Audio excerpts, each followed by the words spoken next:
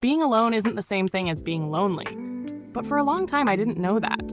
I used to fill every quiet moment with noise, scrolling, texting, calling someone, just so I wouldn't have to sit with myself.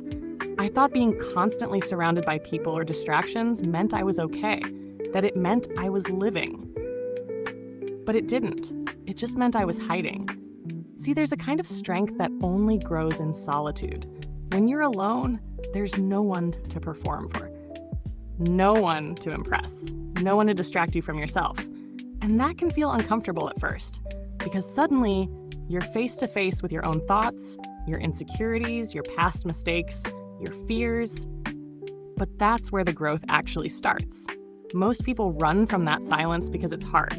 It forces you to listen to yourself. Really listen. Not the version of yourself you show online, not the voice shaped by what other people think, but the real you, the one with doubts, dreams, confusion, hope. And in that quiet space, you start to hear things more clearly. What you actually want, what matters, what doesn't. Solitude gives you clarity. You stop living based on other people's timelines or expectations. You stop chasing validation. You start asking yourself real questions, like, am I happy? Am I doing this for me or for someone else? What do I want my life to actually feel like? And here's the thing. When you're alone, your healing speeds up. Psychologists even say that solitude can help reduce anxiety, increase creativity, and build self-awareness. It lets your brain rest from all the outside noise so you can focus on your inner world. You stop comparing your journey to someone else's highlight reel. You begin to reconnect with your values, your purpose. You start building trust in your own voice. That kind of self-trust changes everything.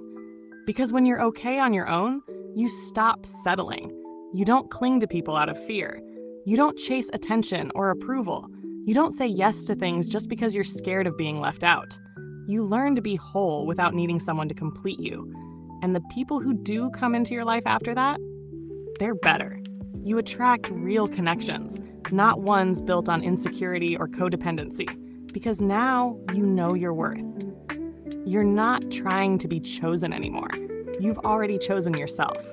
So if you're in a season where it feels like everyone else is ahead, where people are out partying or in relationships or traveling the world while you're just alone in your room, don't rush to escape that. Don't mistake quiet for emptiness. There's something powerful happening in the background. You're growing in ways you don't even realize yet. You're learning to love your own company. And that's not loneliness, that's power. The truth is, the best things I've learned about myself didn't come from being surrounded by people. They came from being by myself, from sitting in the stillness, from not running away from it.